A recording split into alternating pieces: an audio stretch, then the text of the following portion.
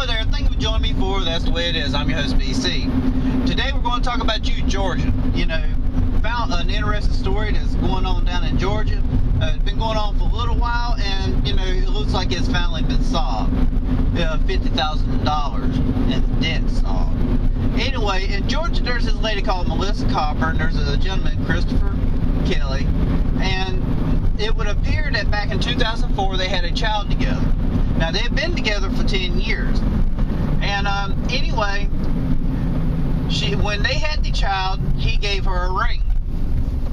And he said that he didn't intend on marriage or anything like that. He did not even mention, will you marry me, or anything like that. You know, it was a ring. Well, she took it as, you know, they were now engaged. You know, and she should have known better because he had already cheated on her twice. You know, so I don't think he had any intention on settling down. Anyway, so you know, they broke up. She took him to court, and the court awarded her $50,000 for a few reasons. Reasons being, you know, she quit her job to take care of their child, so she became a at-home mom, and, you know, which is the hardest job in the world. You know, guys, you know, if you have a wife or you know, a significant other at home, I mean, you need to respect what they do. I mean, because they do a lot.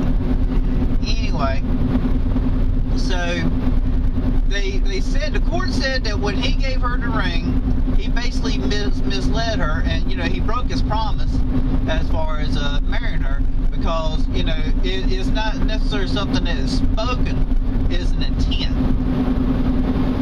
You know, my thing is, it may be me, I may have been brought up old-fashioned, I may be old-fashioned myself, I really don't know, but I would think if you were intended on getting married, you would say, hey, will you marry me?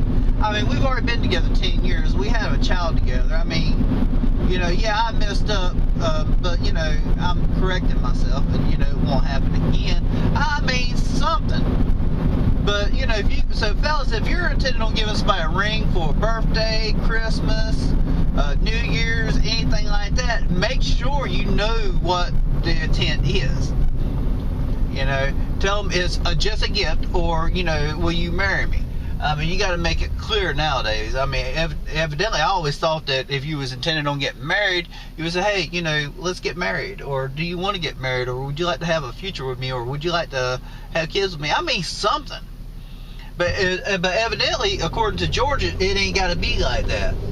You know, all you have to do is just give them a ring. And, you know, fellas, if you're living in Georgia, and if you give them a ring, you, like I said, you just better make sure that they understand what it is. I guess whenever you give somebody a gift, you're going to have to draw up a contract now, so that they would know what the intent is as far as that ring.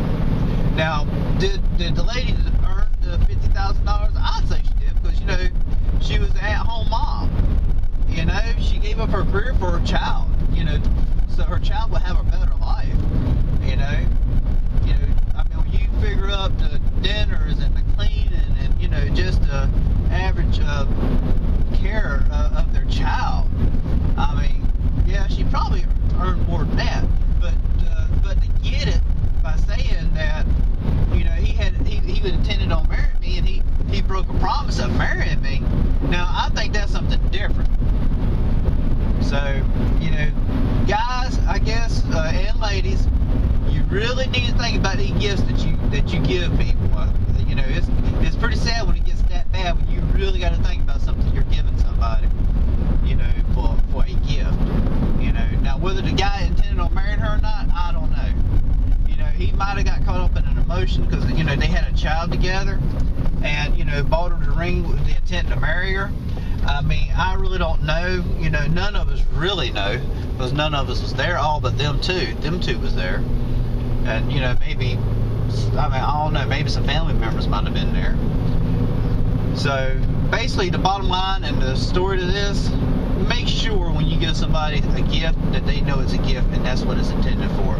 You're not misleading, and, you know, you're not being trying to be devious about it. Thank you for joining me.